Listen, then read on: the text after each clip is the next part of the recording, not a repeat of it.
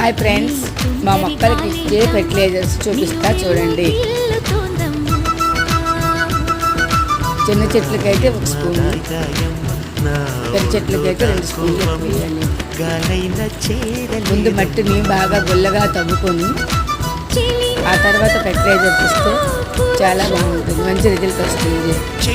ఆవు ప్యాడ్ లేకపోయినా పర్లేదు, మిల్లీ మేకర్ పౌడర్ అంతా బలంగా చెట్టు గ్రీనిష్గా పళ్ళు కాయలు పూతలతో వస్తాయి.